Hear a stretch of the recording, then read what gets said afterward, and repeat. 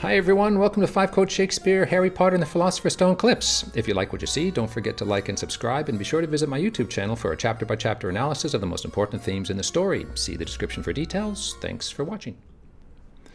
The West is living through a strange cultural moment of avoidance coping, of safetyism. We try to protect young people from all possible threats, and that's doing a hell of a lot of damage. Harry Potter, J.K. Rowling knew that avoidance coping was the last thing we need to become complete, mature, independent individuals.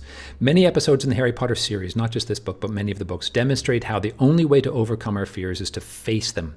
Avoidance guarantees that a fear will remain permanent and probably get worse. Now we see it in the Dursleys trying to avoid knowledge of what they are afraid of, and we are derisive of the Dursleys. And yet in our culture, this is how we live our lives. We try to protect young people from things that they might find distressful, and it's doing a lot of damage. It's terrible, terrible, terrible. So here's a definition from the National Library of Medicine. There's lots of studies. You can click here if you buy the PDFs. You can click here and you'll see it. But look it up yourself. It's all over the place. So avoidance coping involves cognitive and behavioral efforts oriented towards denying and minimizing or otherwise avoiding dealing with stressful demands, and is closely linked to distress and depression.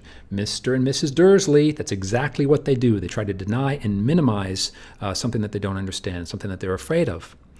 So like most themes introduced in Harry Potter 1, the avoidance theme grows in significance in later books. You will see it, especially in Harry Potter 5, The Order of the Phoenix, where everybody, Umbridge and Fudge, they don't want to acknowledge that Voldemort exists, so they stick their head in the sand and they say, no, it'll be fine. And does it work? Does avoidance work? Obviously not. So in chapter 1 of this particular book, Mr. Dursley tries to lie to himself. We see him again and again and again. We laugh at him. We laugh at him because it's laughable, but yet in our culture today, we're doing exactly that. So he tries to lie to himself to avoid facing a distressing truth, and it's a strategy that never works. Again, let's go back to Carl Jung. Beautiful phrase. I'm going to come back to this again in other lectures because it's a beautiful phrase. What you need most shall be found where you least want to look. The hero enters the forest at the place that is darkest to him or her. You enter the dark forest. That's where you will find your treasure. No dark forest, no fear, no treasure, ladies and gentlemen. So here we see in pages 4 and 5. The Potters, that's right, that's what I heard. Yes, their son, Harry. So Mr. Dursley is hearing these mutterings of the unknown, mutterings of things beyond his comprehension and things that he fears. He's hearing this stuff. And what does he do? Does he say, oh, that's interesting. What's going on over there? No, he avoids it. No, Mr. Dursley says to himself, I'm just being stupid. Potter wasn't such an unusual name after all. It's probably a different kind of Potter. He was sure that there were lots of people named Potter who had a son called Harry. Come to think of it, he wasn't even sure his nephew was called Harry. Nah.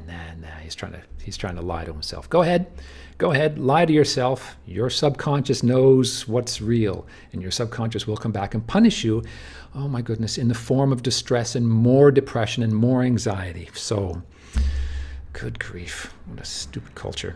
All right, so the next theme, the last theme we'll talk about today is the dangers of fame.